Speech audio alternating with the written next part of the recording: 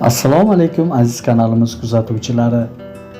Bugungi videorolikimiz orqali O'zbekiston xalq artisti Botir Zokirov hayoti va ijodi haqida tanishasiz.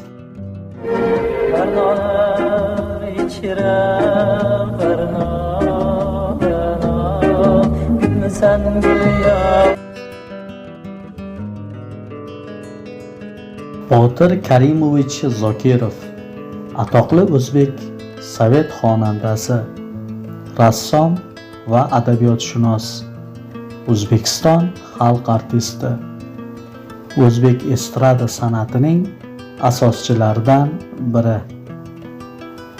Botir Zokirov 1936-yil 26-aprel kuni Moskvada tug'ilgan.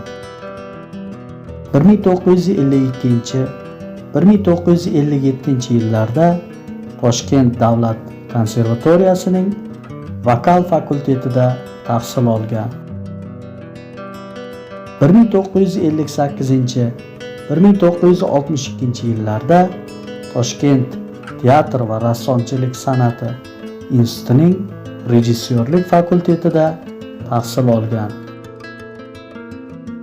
1956-yil yoshlar ansamblini tashkil etadi va tez orada shuhrat va e'tirof qozonadi.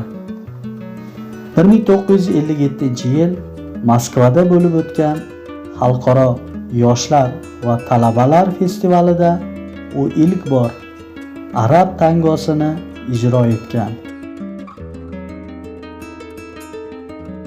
50-60 yillar oxiriga kelib, u turli janrlarda ijrochi sifatida SSRda shuhrat qozongan.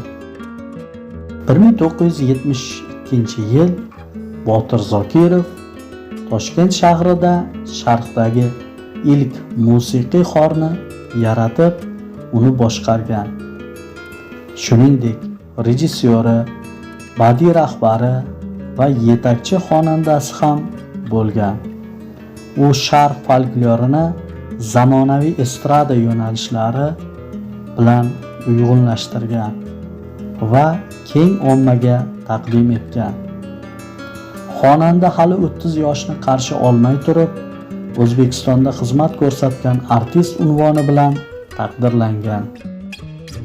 Xalqimiz orasida xonandaning Maftun bo'ldim, Ra'no, Umid, Arab tangosi, Yor kelar va bir qancha qo'shiqlari juda mashhur.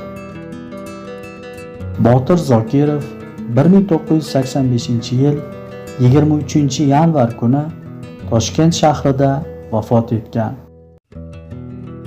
O'zbekiston Respublikasining birinchi prezidenti Islom Karimov farmoni bilan Botir Zokirov o'limidan so'ng 2000-yilda buyuk xizmatlari uchun ordeni bilan mukofotlangan.